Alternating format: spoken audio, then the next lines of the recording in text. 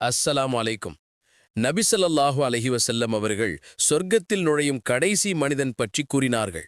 அந்த மனிதன் உலகில் செய்த நன்மையான செயல் குறைவு, தவறுகள் அதிகம் என்பதால் நரகத்திற்குச் சென்று விடுவான்.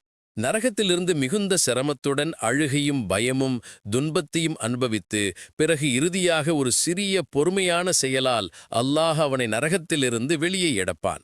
அவன் நரகத்திலிருந்து வெளியே வந்தவுடன் அவன் உடம்பு இன்னும் எரிவதால் அவன் கத்துகிறான். அப்பொழுது அங்கு ஒரு சிறிய மரத்தின் நிழலை பார்க்கிறான்.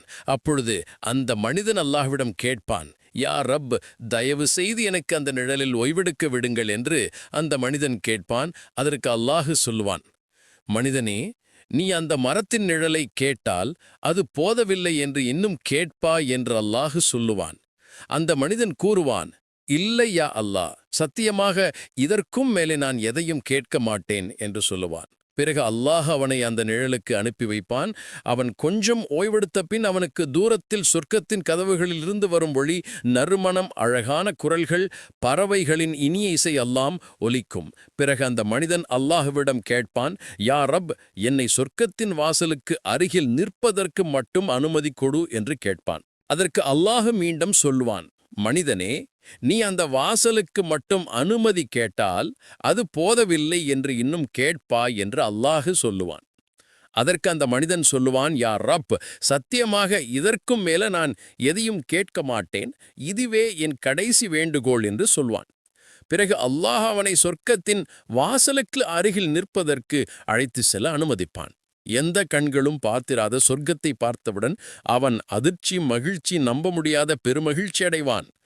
அந்த இடத்தின் ஒளி, நறுமணம், மாளிகைகள், ஆறுகள், அழகுகள், சாந்தம், மனிதன் கற்பனை செய்ய முடியாத அளவு சொர்க்கத்தை பார்த்தவன் அந்த மனிதன் மீண்டும் அல்லாஹ்விடம் கேட்பான், யா ரப், என்னை ஒரே ஒரு முறை உள்ளே சென்று வர அனுமதி கொடு என்று கேட்பான்.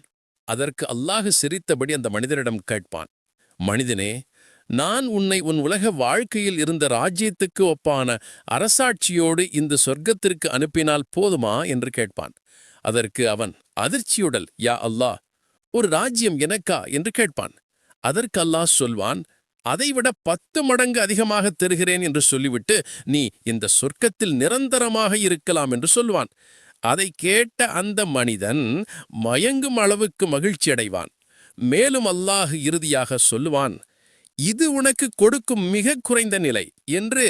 எனது கருணை இல்லை என்றால் யாரும் சொர்க்கத்தை அடைய முடியாது என்று அல்லாஹ் சொல்லுவான். அல்லாஹ்வின் கருணை எல்லையற்றது. மிக பெரிய பாவிகளையும் கூட அல்லாஹுவை நோக்கி வரும்போது அவன் சொர்க்கத்தின் கதவை திறந்து விடுகிறான். அப்படிப்பட்ட அல்லாஹ்வின் கருணை நம் அனைவருக்கும் கிடைத்து நாம் அனைவரையும் சொர்க்கவாசியாக அல்லாஹ் ஆக்குவானாக. ஆமீன்.